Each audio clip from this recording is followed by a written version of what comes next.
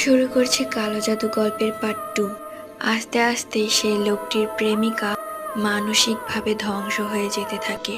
সুযোগ পেলেই নিজেই নিজের মাংস কামড়াতে শুরু করে। এক পর্যায়ে সে মেয়েটি নিজের হাতের মাংস খেয়ে ফেলেছিল।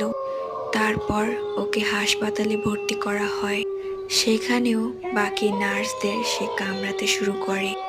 দেখতে দেখতে এক পর্যায়ে সে মেয়েটি বদ্ধ পাগল হয়ে যায় এবং 7 দিনের মাথায় মারা যায়। সেই মেয়েটির পরিবারে কেউ জানতো না যে মেয়েটির সাথে কি হয়েছে। তার কিছুদিন পর একটি খারাপ জিন এসে লোকটিকে বলে, তোর কাজ করে দিয়েছি, এখন আমার উপহার দে। সেই জিনটি উপহার হিসেবে অনেক বড় কিছু দাবি করে, যেটা লোকটির পক্ষে দেওয়া সম্ভব ছিল না, যার জন্য সেই জিনটি রেগে লোকটিকে মেরে ফেলে।